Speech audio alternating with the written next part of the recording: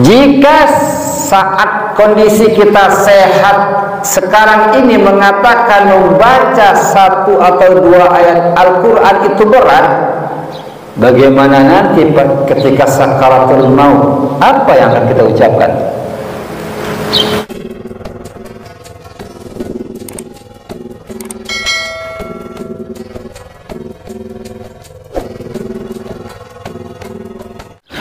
Assalamualaikum warahmatullahi wabarakatuh.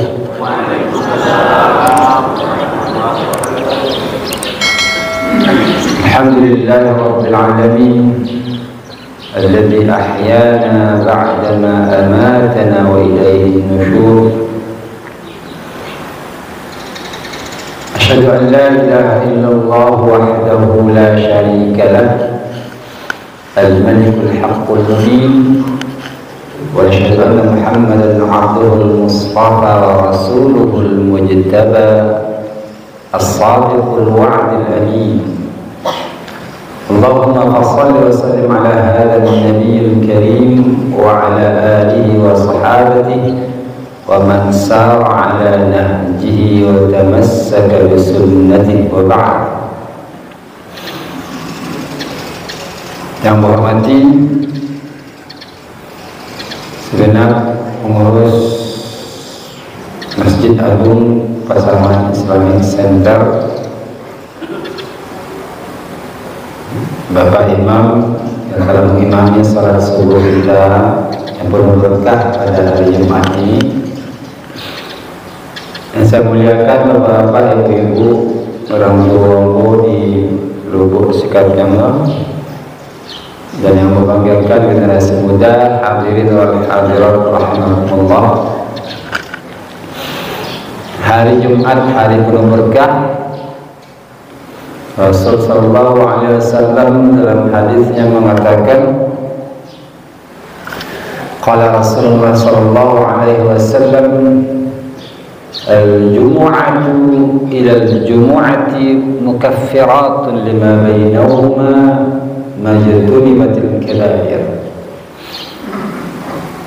Satu hari Jumat jika dilakukan dengan penuh khidmat, penuh ketaatan kepada Allah Subhanahu wa taala, hingga datang Jumat berikutnya, maka 2 hari Jumat yang kita lalui dalam sepekan itu dapat menghapus segala dosa-dosa kita selama kita berusaha meninggalkan kabair, dosa-dosa besar.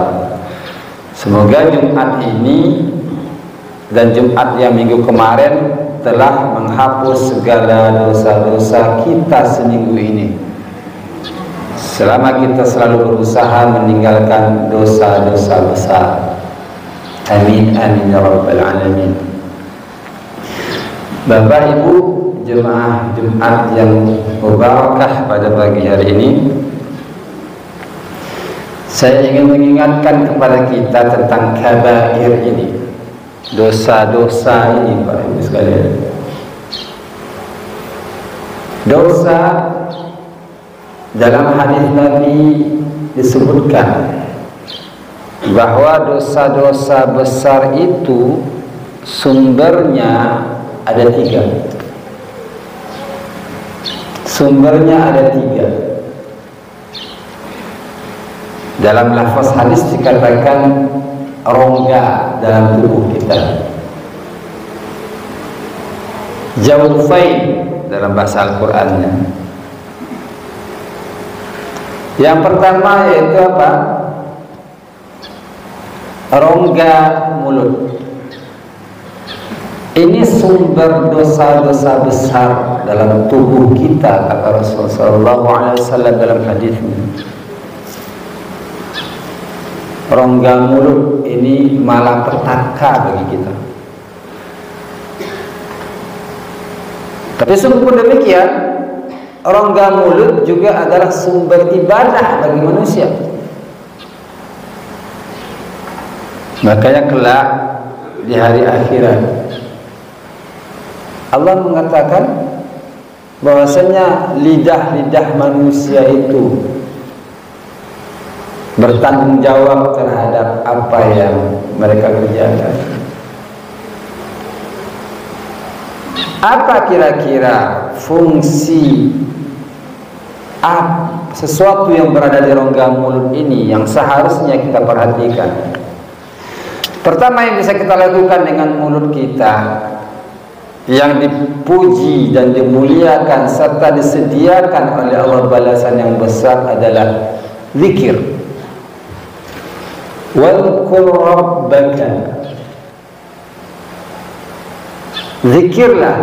Zikir adalah perbuatan yang dilakukan pertama kali diproses oleh otak dengan mengingat Allah Subhanahu wa taala, lalu dibenarkan dengan hati kita, kemudian diucapkan dengan lisan kita. Itu yang zikir. Ingat kepada Allah, kita benarkan Allah itu Tuhan, lalu kita lafazkan dalam lidah kita kata-kata la ilaha illallah dan lafaz-lafaz thayyibah lainnya. Itu zikir. Bahkan dalam hadis Nabi dikatakan, Bapak Ibu sekalian, yang akan membuat lidah kita ini membawa kebaikan kepada kita, Rasul mengatakan kalimatan khafifatan 'ala al-lisan habibatan 'inda ar-rahman thaqilatan 'ala al-mizan subhanallah wa bihamdi subhanallahil azim. Ada dua zikir, dua kalimat, dua zikir atau dua kalimat yang sangat mudah diucapkan oleh lisan dan sangat dicintai oleh Allah Subhanahu wa taala. Bahkan dua kalimat ini sangat memberatkan timbangan kebaikan kita kelak di akhirat. Kalimat ini bisa didapatkan hanya dengan mengaktifkan lidah kita setiap hari. Dua kalimat saja. Rasul mengatakan demikian. Apa kalimatnya itu Bapak Ibu sekalian? Subhanallah wa bihamdih subhanallahil azim. Coba kita pikirkan. Ringan kalimatnya Bapak Ibu sekalian. Dimanapun Bapak Ibu sekalian berada, tidak akan mengganggu pekerjaan kita. Sambil memasak jadi hijau, sambil memasukkan bumbu gulai, subhanallah wa bihamdi subhanallahil azim subhanallah wa bihamdi subhanallahil azim. Tidak mengganggu sedikit pun aktivitas kita. Tetapi dua kalimat ini sangat dicintai oleh Allah Subhanahu wa taala dan akan memberatkan timbangan kebaikan kita kelak. Fungsi lidah salah satunya adalah mengucapkan zikir-zikir ringan itu, sekalipun sepele tapi dapat menyelamatkan kita. Lidah adalah sarana yang paling efektif untuk membuat kita lebih baik di dunia dan lebih baik di akhirat. Pertanyaannya, mau gak kita melakukannya? Itu aja. Apa dua zikir tadi Pak Ibu sekalian? Subhanallah wa bihamdi subhanallahil azim. Tak tarik tu Pak Haji. Khafifatan 'ala lisan. Rasul mengatakan begitu, sangat ringan diucapkan dengan lidah. Mari kita biasakan berzikir yang diajarkan oleh Rasulullah SAW dan sangat ringan untuk lidah kita mengucapkan subhanallah wa bihamdi subhanallahil azim. Lalu perbuatan zikir yang ringan yang lain adalah membaca Al-Quran. Membaca Al-Quran dalam ayat dikatakan faqra'u ma tayassara minal Quran. Bacalah ayat ataupun potongan-potongan ayat yang mudah bagi kita. Ayat Al-Quran yang mudah bagi kita. Jika kita sibuk Tidak ada waktu Ustaz, duduk setengah jam tu, tidak ada waktu untuk bisa membaca Quran. Apakah berat bagi kita membaca surat Al-Ikhlas? Qul huwallahu ahad, Allahus samad, lam yalid wa lam yulad wa lam yakul lahu kufuwan ahad. Berat bagi kita itu. Jika saat kondisi kita sehat sekarang ini mengatakan membaca 1 atau 2 ayat Al-Quran itu berat, bagaimana nanti ketika sakaratul maut? Apa yang akan kita ucapkan? Apa yang kita ucapkan Pak Ibu sekalian? Sekarang kita sudah merasa berat, tidak sempat membaca sepotong ayat Al-Quran. Kelak ketika malaikat mau datang, apa yang akan kita baca? Apa? Tidak ada satu pun kebiasaan dari lisan kita yang berkaitan dengan Al-Quran. Jangan berharap kelak menjelang sakaratul maut kita akan mengucapkan kalimat La ilaha illallah. Jangan berharap kita akan menutup kehidupan kita dengan kalimat La ilaha illallah. Karena ketika hidup saja kita sudah menghindari ucapan-ucapan zikir atau bacaan Al-Quran yang diajarkan oleh Allah dan Rasul SAW. Bukanlah Islam saat Abu pasti masuk surga. Boleh Islam masuk surga. Nabi mengatakan man kana akhiru kalami la ilaha illallah dakhala jannah. Siapa yang ketika mati lain mengucapkan kalimat la ilaha illallah masuk surga. Besok menjelang mati pun mengucapkan itu Ustaz.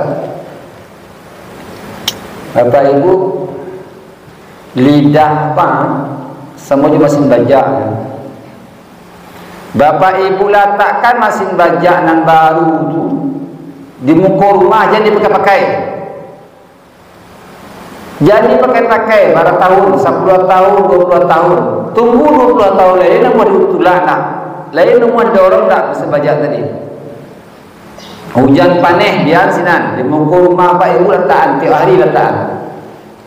Baru hujan panas tunggulah 10-20 tahun lain ke bisa ibu tulak bapak atau bapak tulak mesin bajak tadi atau rancak lah. Letakkan 20 tahun di muka rumah. Baru hujan panas 20 tahun lain cuba dipakai lain muah. Jangan dia gih minyak lain batulak saya nak muah. Lidah seperti itu juga Pak Ibu sekalian. Jika lidah kita ini tidak kita biasakan dengan membaca Al-Quran, dengan bertarbiyah, berzikir, jangan diharap nanti pas hari kebutuhan kita mengucapkan kalimat La ilaha illallah akan ringan. Tidak Pak. Maka dari sekarang asahlah lidah kita itu dengan kalimat-kalimat kebaikan. Biasakan setiap hari baca Quran. Biasakan setiap hari. Kalau kita berharap juga kelak di akhir hidup kita lisan ini akan dengan sendirinya mengucapkan kalimat La ilaha illallah. Biasakan Bapak sekalian. Rasul mengatakan siapa yang dalam di rumahnya itu tidak pernah dibacakan Al-Quran bagaikan kuburan. Rumah yang tidak terbacakan ayat Al-Quran di rumah itu bagaikan kuburan, kata Rasulullah SAW. Mungkin barangkali wassalamualaikum manusia lain manusia tapi tinggal dalam kuburan. Wallahu a'lam. Boleh jadi rumah kita selama ini yang kita bangun seindah mungkin, tapi di mata Allah dan Rasul tidak lebih hanya kuburan, karena tidak pernah dibacakan 1 atau 2 ayat setiap hari di rumah itu. Percuma bangun rumah hancur, percuma kita bermiliar-miliar membangun rumah, tetapi di mata Allah tidak lebih hanya kuburan, tempat kematian yang ada di situ. Na'udzubillah, na'udzubillah. Itu 2 fungsi lidah yang sangat ringan dan sangat baik nilainya di mata Allah. Mengucapkan zikir, setidaknya zikir yang kita ajarkan tadi, subhanallah wa bihamdi subhanallahil azim. Dan yang kedua, biasakan lidah ini dibasahi dengan ayat-ayat Al-Quran, walaupun sepotong ayat, 2 atau 1 ataupun 2 ayat, yang penting dibiasakan. Yang penting dibiasakan. Biarlah kita bisa menghatamkan Al-Quran itu 30 juz itu setahun, tidak masalah. Yang penting lidah kita terpakai terus-menerus. Lidah bisa mengantarkan seseorang kepada kebaikan. Nah, di balik itu, lidah juga adalah sumber dari segala dosa. Lidah adalah sumber dari segala dosa. Itu kata Rasulullah SAW. Ada 3 rongga di tubuh manusia yang menyebabkan dosa-dosa besar. Dosa-dosa besar itu harus kita jauhi agar Jumat kita sekarang ini berkah. Dosa yang disebabkan oleh bagian tubuh kita yang berada di rongga mulut atau lidah. Yang pertama adalah kadzib, berdusta. Di samping ada kerajunan ringan memberikan timbangan kebaikan, Pak Ibu sekalian, ada pula kerajunan ringan tapi membuat kita kafir di mata Allah. Baru tu berdusta. Itu kerajunan lidah, diproses oleh otak, lalu disilatkan oleh lidah. Itu dutur al-kadhib.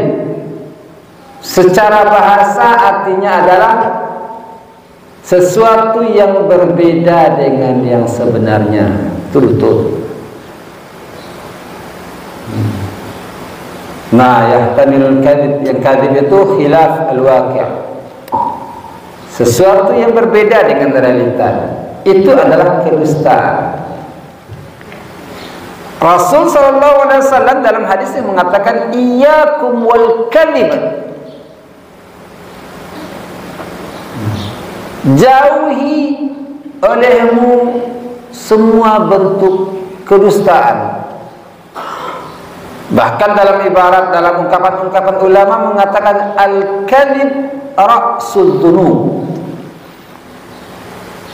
Dusta itu adalah pangkal dari segala dosa. Dusta adalah tuannya para dosa gitu. Kalau dia mengukuhkan dosa itu, nampak yang pangkal adalah al-kadhib. Yang berbuat itu siapa, Pak? Bukan tangan. Tangan tidak berfungsi untuk menciptakan kebohongan. Bukan kaki. Tetapi itu adalah pekerjaan lisan, lidah kita. Berdusta. Banyak dalam Al-Quran mengatakan seperti itu, Pak Ibu sekalian. Walau anna ahlal qura amanu wattaqaw lafatahna 'alaihim barakatin minas sama'i wal ardh walakin kadzdzabu. Jika saja penduduk seluruh negeri ini beriman dan bertakwa kepada Allah, niscaya negeri ini akan sangat-sangat sejahtera, aman sentosa. Jika negeri itu dipenuhi oleh keimanan dan ketakwaan, Allah janji seluruh yang ada di muka bumi itu akan bermanfaat bagi kita. Orang pasaman tidak ada yang miskin kalau lebar iman dan bertakwa. Itu janji Allah. Walau anna ahlul qura amanu wattaqaw lafatahna 'alaihim barakatin minas samawati wal ardh, minas sama'i wal ardh. Jika penduduk sebuah negeri itu beriman dan bertakwa kepada Allah, pasti kami bukakan keberkahan dari langit ke bumi. Orang pasaman pun ada nak bansai, Bapak Ibu sekalian. Tapi yang membuat bansai adalah lidah mereka.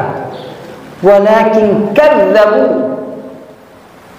di langit, makanya hasil pertanian tidak dikeluarkan Allah, hasil ladang tidak sesuai dengan apa yang kita harapkan, dan langit tidak memberikan keberkahan yang sangat-sangat sempurna bagi pasaman. Itu penyebabnya itulah walakin kadzabu. Banyak yang salah menggunakan lidah. Gara-gara lidah sekelompok masyarakat, akhirnya Allah tolak segala keberkahan dari pasangan. Penyebabnya kadzab. Bahaya itu kok. Bahaya berdusta itu.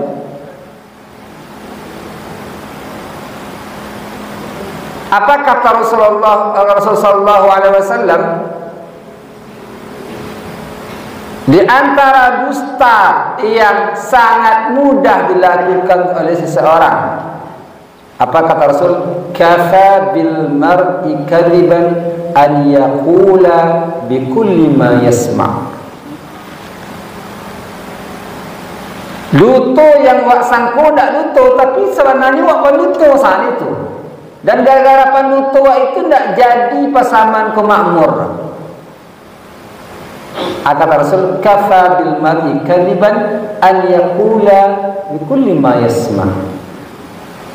Cukuplah seseorang itu dicap panduto, kata Rasul, an yaqula bi kulli ma yasma', ketika dia menyampaikan semua yang dia dengar. Menyampaikan salunan wadanga saja lah dicap panduto.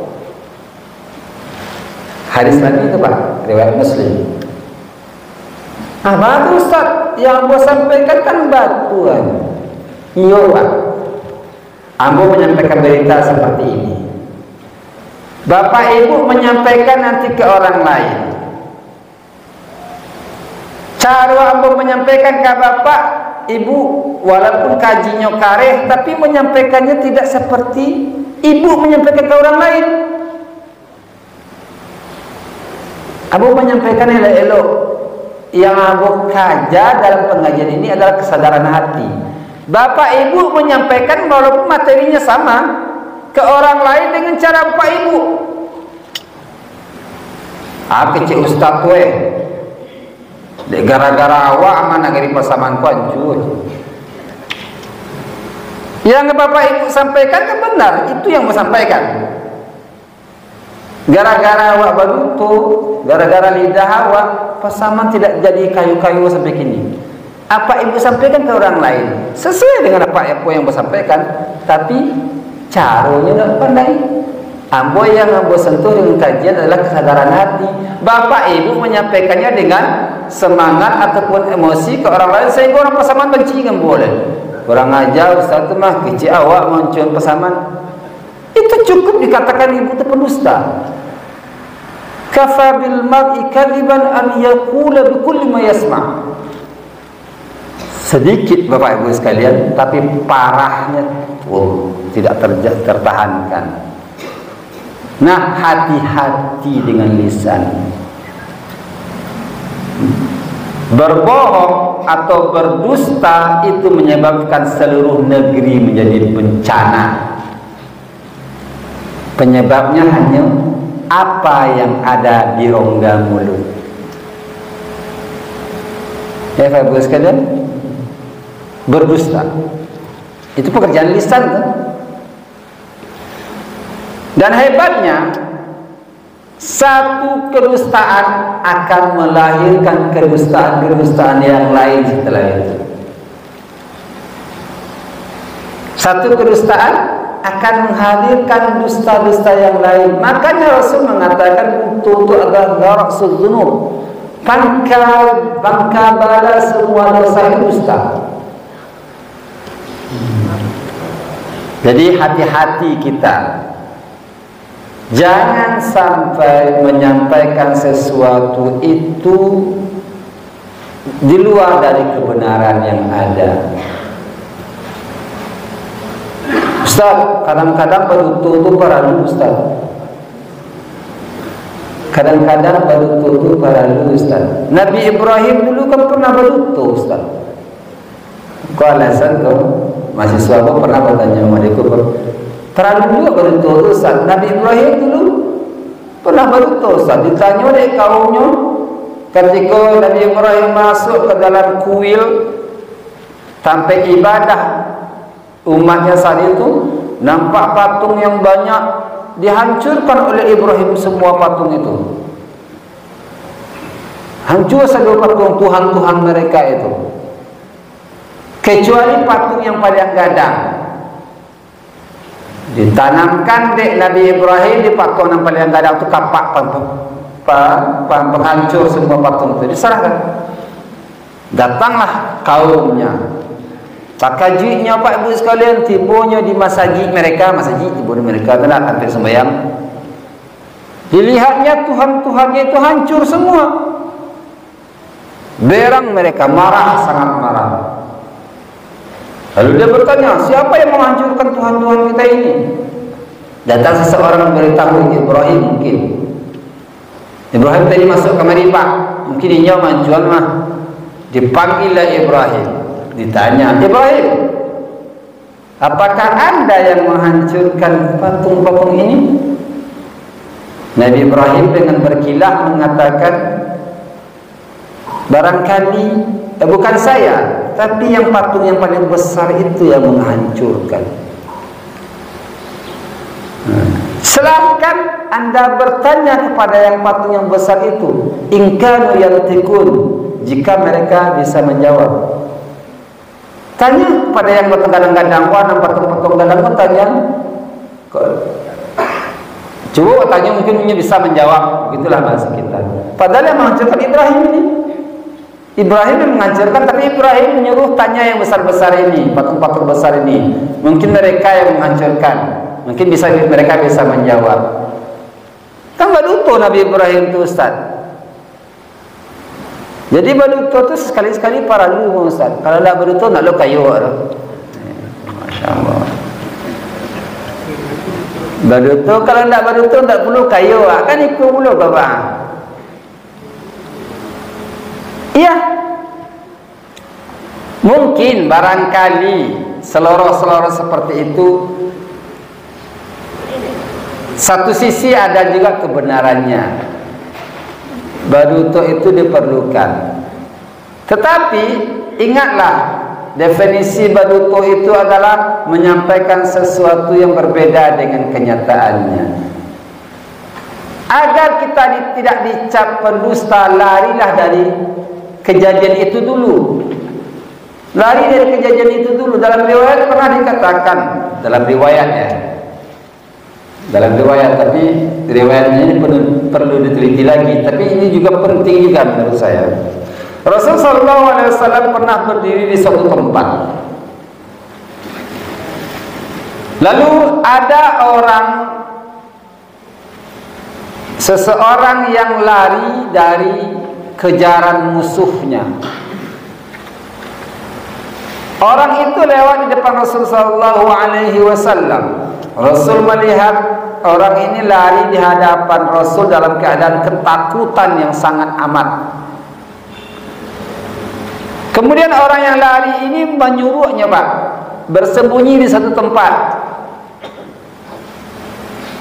Rasul karena melihat hal seperti itu, beliau pun segera tanggap dengan apa yang dilihat. Beralih Rasul berdiri dari tempat dia berdiri itu sejenak, selangkah dua langkah. Orang lari Pak, ketakutan. Rasul mencari pindah Rasul SAW dari posisi itu 2 atau 3 langkah. Lalu datang setelah itu seseorang yang badannya besar membawa pedang.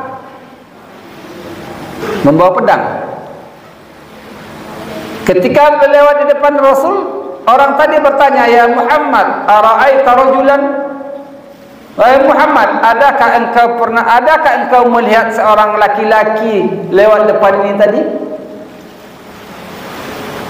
Apa kata Rasul? Billahi ma ra'aituhu ma dumtu qa'iman. Demi Allah, saya tidak melihatnya selama saya berdiri di sini. Rasul mengatakan begitu. Rasul melihatnya, tetapi ketika Rasul duduk di satu tempat, ketika orang itu lewat, Rasul berdiri pindah beberapa tempat, pindah beberapa langkah dari tempat dia duduk tadi. Ketika orang bertanya, orang ini mau membunuh, Rasul menjawab, billahi ma ra'aituhu ma dumtu qa'iman. Saya tidak ada melihat orang tadi selama saya berdiri di sini. Iyalah, beliau melihat orang ketika beliau duduk. Ketika berdiri beliau memang tidak melihat orang lagi. Apa yang diucapkan Rasul itu adalah sebuah kebenaran, menghindari dusta demi menyelamatkan satu nyawa. Nah, kalau Bapak Ibu ingin menyelamatkan juga seperti itu, lakukan seperti yang diajarkan Rasul. Kita tidak berdusta. Tapi orang lain mungkin menganggap kita pendusta, tidak masalah. Seberapa buruk pun orang lain mengatakan kita, tapi tetap jaga lisan kita. Kata Ustaz tadi medek-medek, padahal yang Anda maksud tadi bukan itu. Ibu menyampaikan ke orang lain dengan versi ibu. Saya tidak menyampaikan seperti itu. Ibu tidak bisa mengatakan Ustaz Panduto, bukan saya yang Panduto. Tapi ibu tidak paham apa yang saya maksudkan. Ibu sampaikan ke orang lain dengan hal yang berbeda dengan apa yang saya sampaikan. Saya tidak perlu takut, karena saya menyampaikan sesuatu sesuai dengan apa yang saya ketahui. Kadang-kadang untuk mengatakan benar itu tidak harus diakui oleh orang banyak. Tidak perlu diakui oleh orang banyak. Terkadang sumber kebohongan itu bukan dari kita.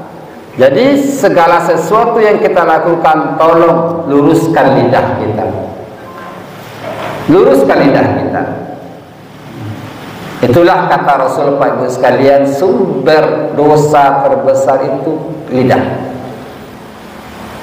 Dosa yang lain dari lidah selain berdusta. Dusta ini mungkin bisa dipahami sesuatu yang berbeda dengan kenyataan, atau seringan-ringan orang dikatakan pendusta adalah menyampaikan segala sesuatu yang ia dengarkan. Hati-hati dengan dosa lidah. Dosa lidah yang kedua adalah, Bapak Ibu sekalian, ghibah. Ghibah. Ghibah itu artinya menyampaikan apa yang ada pada diri sahabat kita ke orang lain.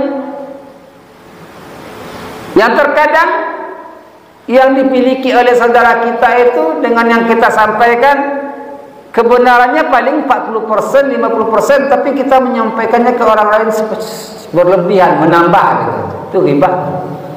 Sekalipun yang kita sampaikan itu kebaikan.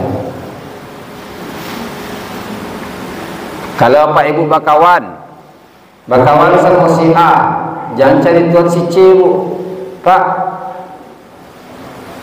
Kalau Pak Ibu bakawan jo si B, jangan cari tuan si C.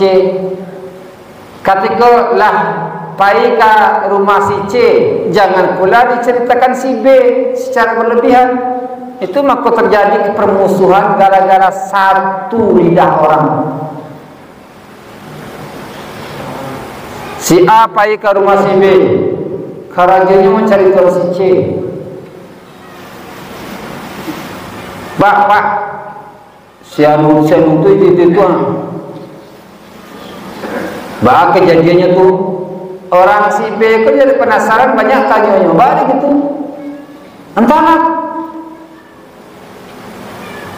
Ibu-ibu pergi ke pasar, baru bersebut je kawan-kawannya, aneh tahu cerita tadi malam.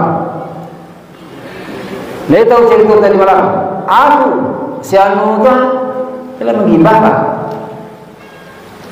Pangka bala gibah kadang-kadang dengan pertanyaan, lai tahu. Jadi pertanyaan lai tahu kadang-kadang jurang narap juga, Pak. Lai tahu. Pertanyaan singkat, lai tahu, tapi itu akan mengantarkan kita kepada cerita panjang yang kata Rasul sallallahu alaihi wasallam bagaikan, kata Allah Subhanahu wa taala, bagaikan memakan bangkai saudara kita sendiri. Kalimat laitau itu sama juga memakan bangkai mayit saudara awak yang mati. Lebih baik jangan membiasakan kata-kata laitau kau, laitau itu lidah kerja. Karena kalimat laitau laitau kau, laitau bu, laitau pak itu sumber ghibah kiranya tuh. Nah, mulai dari kini tinggal kalah pertanyaan tuh Pak. Buang pertanyaan laitau ibu itu kan dari lidah kita. Laitau pak, buang. Karena kata itu yang akan mengantarkan ke ghibah.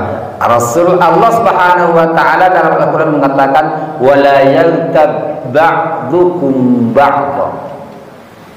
Janganlah sekali sebagian kalian menghibah saudaranya yang lain.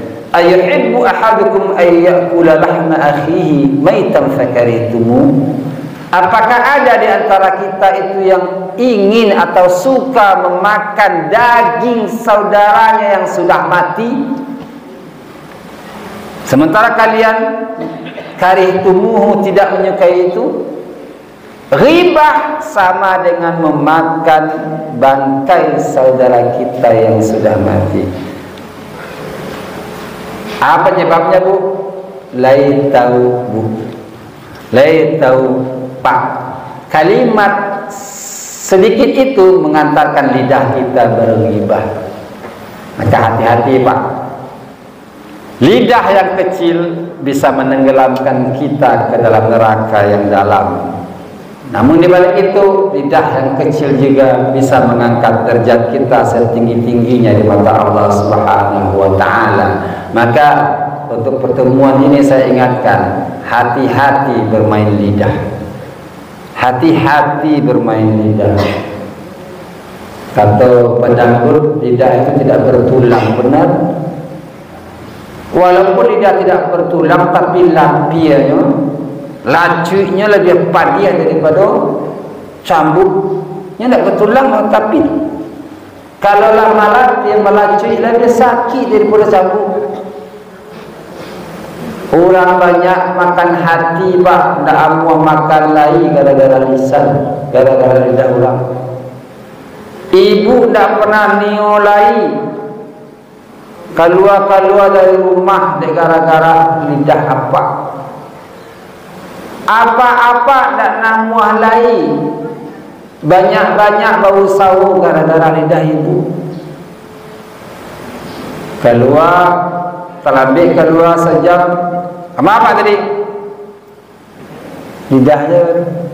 Padahal lakinya mencari penambah balik-balik. Orang pulang tentu aja sampai pulang jam 6. Kenapa tadi? Lah jam 6 marilah jam kuari baru pulang baru. Patut rasa ki banyak kadape laki awak gara-gara lidah malih laki mencari lagi. Padahal kalau bisa menjaga lidah, mungkin kalau gaji 3 bulan, gaji 3 juta sebulan, dek keluar beberapa jam ke depan mungkin bisa 10 juta lebih. Karena dia PNS yang sampai pulang, apa mungkin baru sahur sampai maghrib. Antara asar dan maghrib itu ada usaha lain yang harus dia lakukan untuk menambah kembali barang. Tapi gara-gara sekali pulang terlambat di rumah, biasa pulangnya mampir, ini pulang jamanan mana ibu apa namanya menyemprot saya. Kemana apa tadi? Jam 6 baru pulang, patah sarangnya apa menjadi balik-balik ayah. Pada kaneberang ada dividen di rumah biarlah batalkan salah proyek kok. Lidah apa-apa juga begitu. Padahal ibunya tadi pergi ke rumah mentu, ke rumah garang kayak awak. Ibu tadi pergi ke rumah mentu dari pasar singgah mencari orang kayak awak surang. Tapi dia ibu lambat benar ibu di rumah. Biasanya ibu masak jam 1, kini terpaksa masak jam 2:30 gara-gara mencelek mintu awak surang.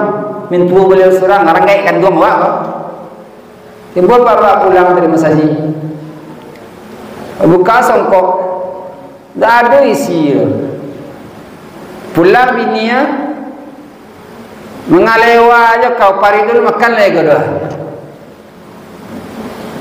para lu dekau mengalewa keluar pada paridan ya adanya mencari ada pek dah kecil bini lah kau mau diiku muncung muda besok ada cari orang kaya ni dah tak ada kanan layak dengan rumah itu tu gara-gara muncung muda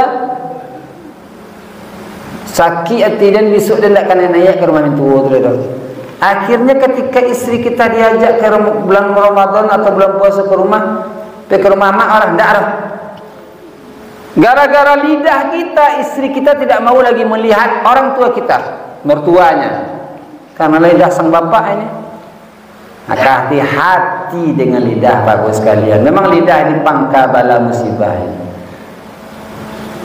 Itu yang perlu kita jaga Pak Ibu sekalian mudah-mudahan dengan membiasakan lisan kita dengan kebaikan, zikir-zikir yang ringan bisa menjauhkannya dari segala dosa-dosa besar seperti dusta dan ghibah.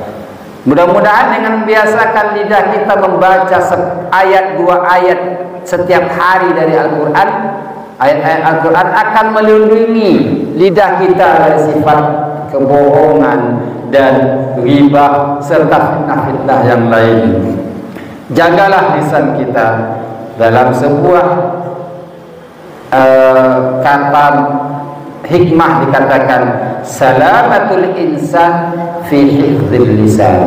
Keselamatan manusia di dunia dan di akhirat tergantung pada pandainya dia menjaga lidah. Semoga lisan kita ke depan benar-benar dibasahi dengan zikir dan Al-Quran, dan dengan kebiasaan itu baca doa rancak dele coba pakai. Mudah-mudahan akhir ucapan kita kelak menjelang kita meninggalkan dunia adalah kalimat la ilaha illallah, dan Allah akan memasukkan kita ke dalam surganya. Amin amin ya rabbal alamin. Jauhi segala dusta, jauhi segala ghibah, karena dusta adalah pangkal bala dosa dan ghibah bagaikan memakan bangkai-bangkai saudara kita. Ada yang bertanya? Ya. Ya Pak, apa tuh Pak? Saya terus Pak. Ya Pak.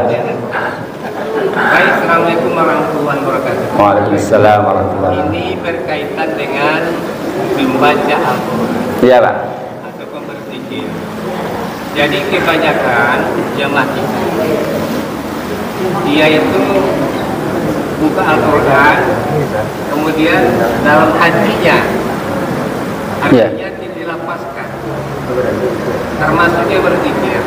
Bahkan dalam sholat pun dia sepertinya dia kalau dia membaca, kalau dia pakai jenggot nggak bergerak.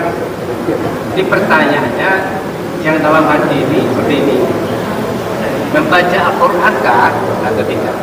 Itu pertama. Yang kedua, contoh tadi ketika Ustaz ada seseorang yang masuk ke masjid, dikejar orang lain tadi, kemudian dia bertanya apakah ada orang lewat.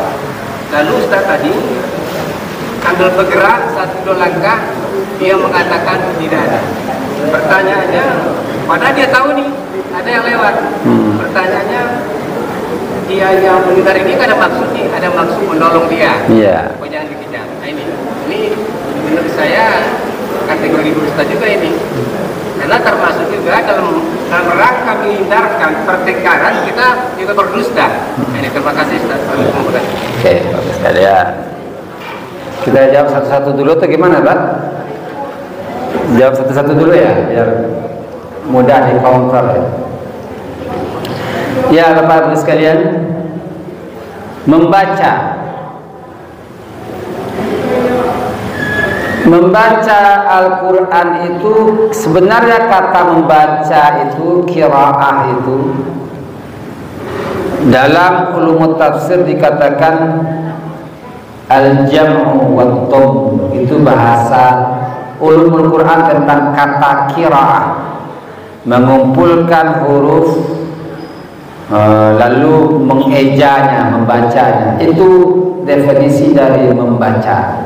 Al-jam'u wa dhamm, mengumpulkan beberapa huruf lalu digabung, lalu kita eja, itu yang membaca dalam bahasa ulumul Quran.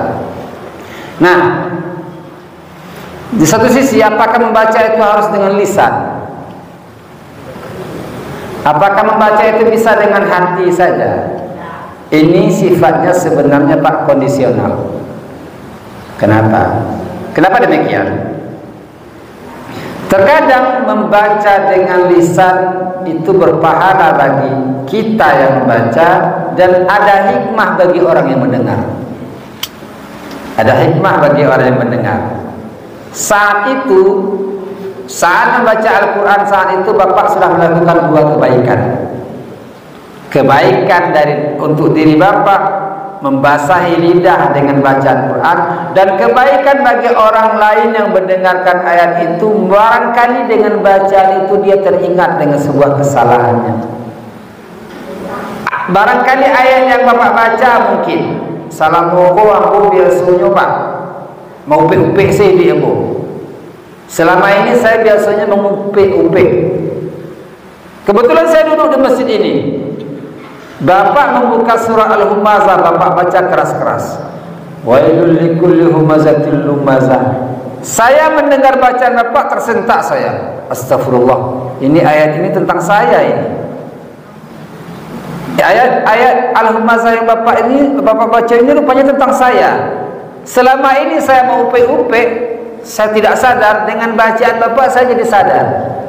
Ternyata Al-Quran melarang dari perbuatan pengumpat-pengumpat itu. Bacaan Bapak dapat dua pahala. Membaca Al-Quran dapat pahala, dan mengingatkan saya dengan kesalahan saya dengan bacaan Quran Bapak juga mendapatkan pahala.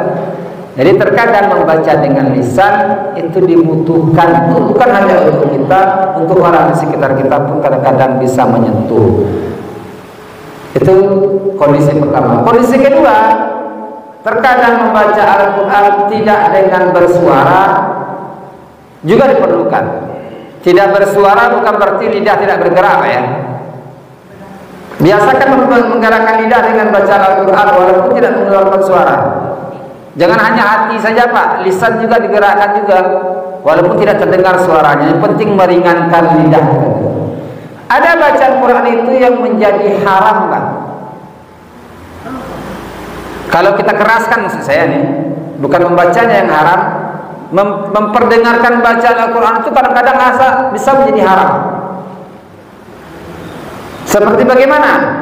Bapak duduk di masjid, Bapak baca Al-Quran keras-keras, Bapak baru datang, orang sholat di sebelah kita, ibu-ibu sholat di belakang, Bapak baru datang, Bapak baca surah An-Naba keras-keras suaranya. Dengan bacaan Bapak, ibu-ibu di belakang ragu sholatnya. Ragu sholatnya. Karena mendengar bacaan Bapak, ibu tadi tidak lagi sempurna sholatnya. Karena bacaan kita ibadah mahdoh orang jadi sholat. Maka membaca Al-Quran seperti itu, sebagian ulama mengatakan haram hukumnya. Karena menyebabkan mengganggu. Bahkan ulama pun menyentuhkan yang lebih makruh adalah membaca doa di samping orang tidur yang akan mengganggu tidurnya. Lihat apa? Apa baru pulang malam-malam, talatih mana baru setengah jam terlalu ibu membaca kaji kare-kare, membaca Quran lagi apa kare-kare, begadangan suara apa kau baru pulang dari Pekanbaru memboto jauh apa nih? Baru kata golek lu ibu baca Quran kadang-kadang. Apa siapa kau? Ada kalau ya ibu berang lah Al-Quran yang baca berang lah udah. Saat itu membaca Al-Quran yang tidak dianjurkan dengan suara yang keras. Bahkan ulama mengatakan hukumnya berdosa. Membaca Al-Quran yang dengan suara keras mengganggu tidur seseorang itu hukumnya berdosa. Jadi Pada prinsipnya ada saatnya kita membesarkan suara kita membaca Al-Quran, ada saatnya kita tidak perlu membesarkan. Tetapi yang paling penting lidah dibiasakan. Lidah dibiasakan Pak. Tidak nak keluar suara, yang penting lidah menggaring. Biar tidak hausnya Pak, biar tidak bakariknya, biasakan membacakannya. Ya Pak Ibu sekalian. Lalu pertanyaan Bapak kedua tadi, apakah itu bukan dusta?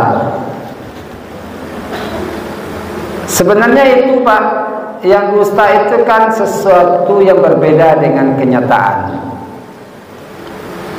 Jadi kenapa dalam riwayat tadi dikatakan Rasul berjalan 3 langkah, lalu ketika orang bertanya dia menjawab selama saya berdiri di sini saya tidak melihat orang. Itu karena Rasul takut berdusta tuh Pak. Justru karena Rasul takut berdusta itu maka dia mengambil cara berpindah beberapa tempat dan menjawab ketika saya berada di tempat ini saya tidak ada melihat si fulan lewat. Justru karena Rasul takut berdusta sebenarnya itu. Tetapi tindakan Rasul itu walaupun bagi orang banyak dianggap berdusta, setidaknya bagi diri beliau tidak berdusta. Jadi dosa itu terkadang tidak perlu orang lain yang mencap kita, kita sendiri yang harus menyadari kita salah atau tidak. Tindakan sedikit itu menyelamatkan nyawa orang malah. Biarkan orang menganggap kita pendusta, tetapi kita katakan saya masih takut dengan dosa dusta. Mungkin itu Pak. Mungkin di mata orang banyak mungkin pendusta, tapi di mata kita yang melakukan, kita berjauh dan berlindung dari perbuatan dusta itu. Mudah-mudahan kita dilindungi Bapak-Bapak sekalian. Ada lagi pertanyaan? Mudah-mudahan cukup. Ya Pak.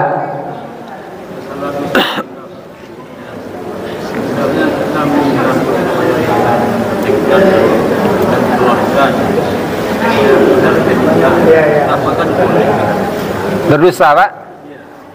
Ya sebenarnya pada intinya semua dusta itu tidak ada yang boleh Pak. Tetapi bagaimana kita bisa bertindak agar kita tidak berdusta, itu yang perlu kita pikirkan.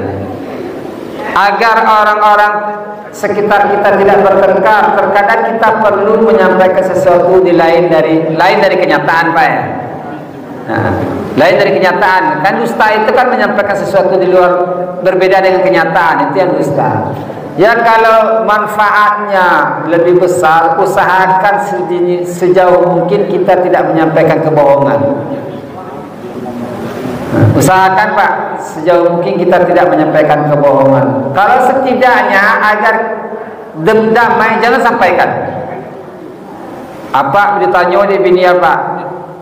Dah, yo si Wan kakak ipa apa? Kakak bini apa? Atau mama rumah Pak, minta peti ke Pak tadi. Awak ada sakan ke mama rumah awak peti 1.000. Tu tanya bini awak, minta peti lah si Wan kau dah tadi. Tadi malam lah main peti dia bolo, dah akhirnya peti 1.000 tadi. Kalau apa sampaikan ke bacakak, bacakaknya kakak barang dia, apa diam? Tidak usah diam. Daripada Pak berhukum saja diam. Jadi sekecil apapun dusta itu usahakan menghindarinya. Kalau Pak diam tu berarti saya mengecek lagi Pak. Jadi ambil sikap yang lain Pak, tapi jangan sampai dusta menjadi halal gara-gara itu. Tidak ada sesuatu yang menyebabkan dusta itu halal. Tapi cari cara yang lain, setidaknya kita terhindar dari dusta. Ya, mungkin itu Pak, Ibu sekalian. Ya mudah-mudahan apa yang kita sampaikan di Jumat yang berkah ini bisa sedikit mengingatkan kita terhadap kemuliaan lisan di mata Allah dan ketidakpatutan perbuatan lisan yang harus kita jauhi. Nah, mudah-mudahan bermanfaat terlebih bagi saya sendiri. Nafa'ani wa iyyakum. Assalamualaikum warahmatullahi wabarakatuh.